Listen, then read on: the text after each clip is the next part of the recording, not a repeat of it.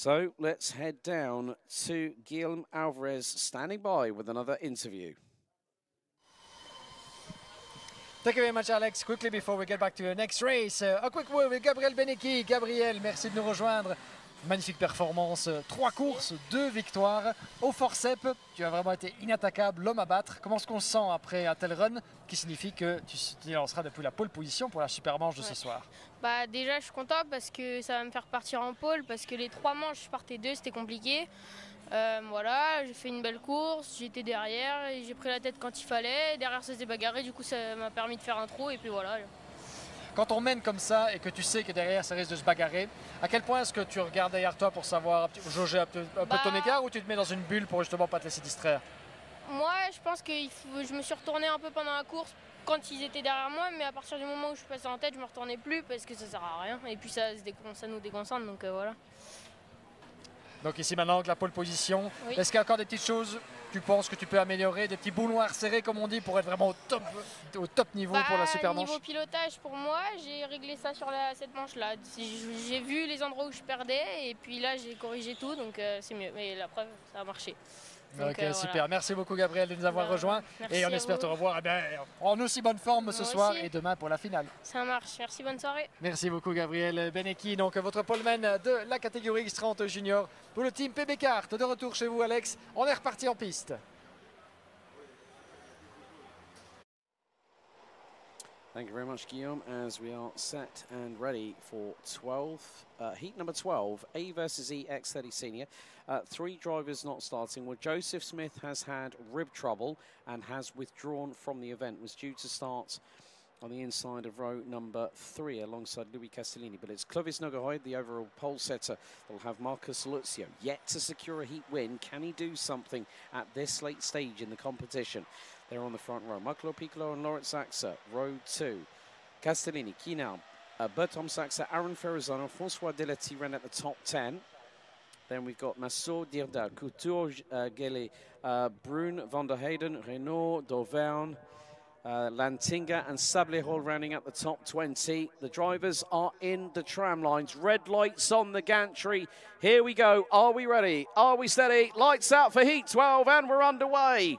Good start by Nogahoid as Luzio loses a couple of positions. It could be 3 by the end of the opening couple of corners. And through out of that turn, now on the run down into turn number 3. They go into 4, and then it's a quick succession of corners. So it's 4, 5, 6, and now through into 7, into 8 and 9. Then you've got the run through the left-hand kink up towards the banking, towards turn number 11. Now it's going to be turn 12. Then you've got the left-hander coming up. Everyone's still trying to make it through so far. So it looks like we are down to 32 runners and riders. Through they go down the back straightaway into turn number 14. Through into 15, a few exchanges, a bit of side-by-side action. As after the opening lap, it's Clovis Nogahoid, Maclo Piclo, Lawrence Saxa, Louis Castellini as up the inside. I think it was Tihon Kinal that just got through, and it was. Great move there by the 266. And a great run on that particular occasion. It just goes to show how quickly things can change in your favour. So Joseph Smith, Angelo Milli and Christopher Starr did not take the start. As I said, Smith has withdrawn from the race. Hugo Brun having an early drama.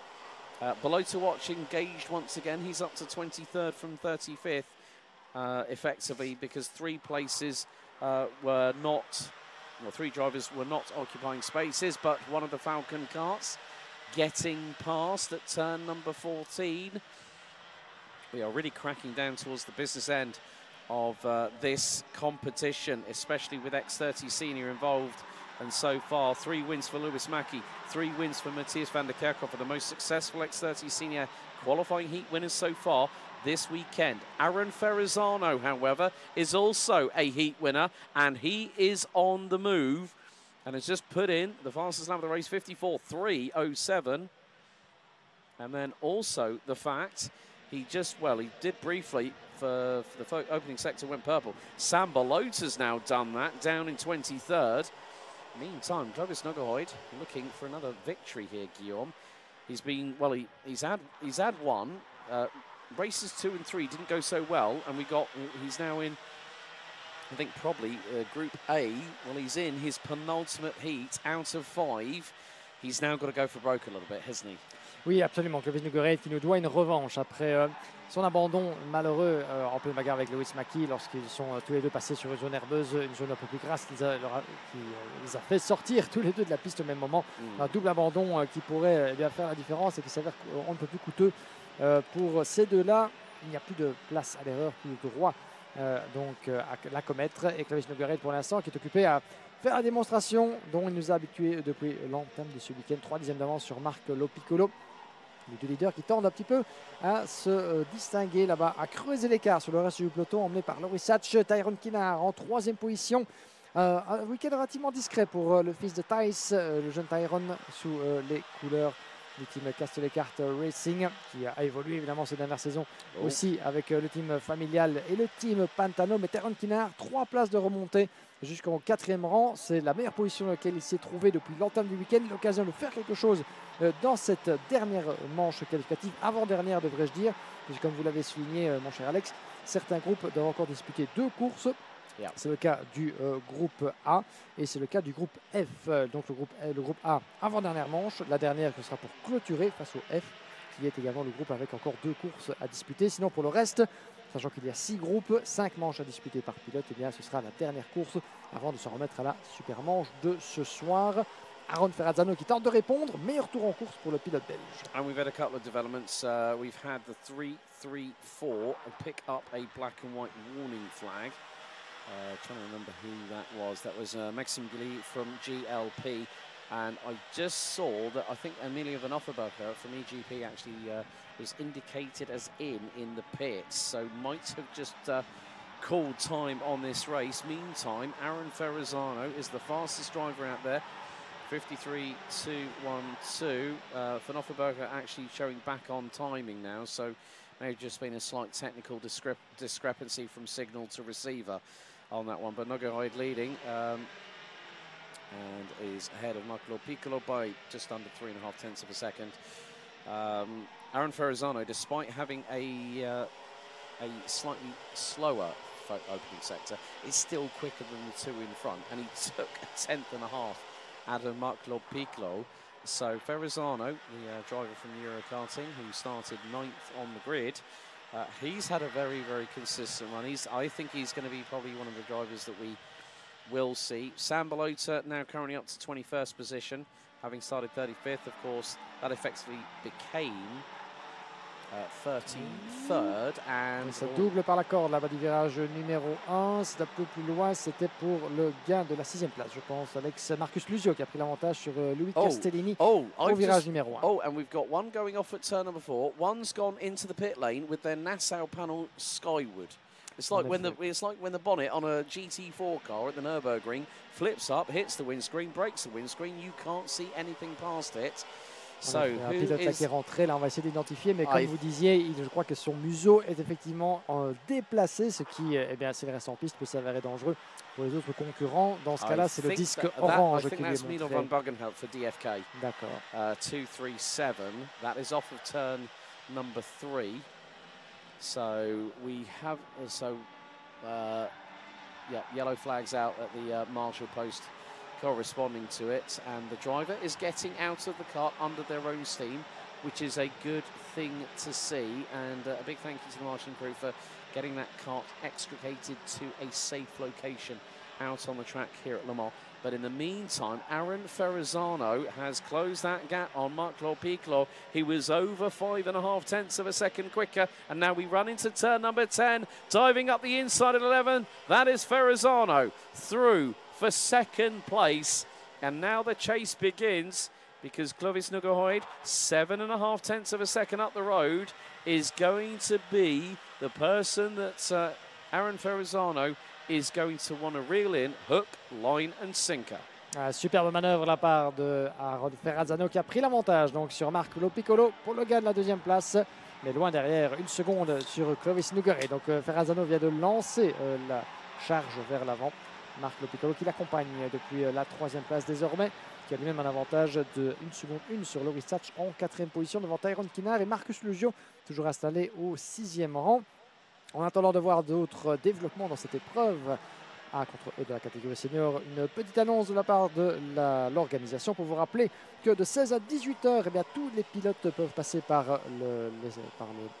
la tente, le motorhome IAME Motorsport dans le paddock pour pouvoir bénéficier de bonbons et de popcorn avec leur ticket dont ils bénéficient dans leur enveloppe. Donc je rappelle que tous les pilotes ont reçu à l'entrée, donc lors du début du week-end, eh bien, une enveloppe avec notamment un ticket qui leur permet bien, de bénéficier de cadeaux, de bonbons et de popcorn qui sont disponibles donc au sein de la tente IAME dans le paddock de 16 à 18 heures. Voilà, le message est passé, n'hésitez pas, c'est gratuit. Ça nous fait plaisir, c'est de la part de IAME Motorsport et de l'organisation de la IAME Eurocup dans la tente principale. So from, I think it's 6 p.m. tonight, any drivers?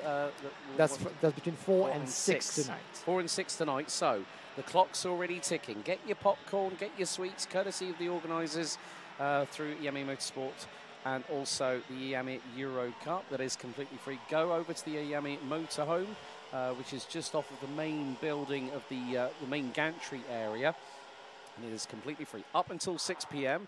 So maybe we might be needing some popcorn for the super heats tonight. I'm sure we will. And if you are watching at home, make sure you get a drink of your choice and your popcorn or your snacks of preference and get yourselves ready for racing under night time.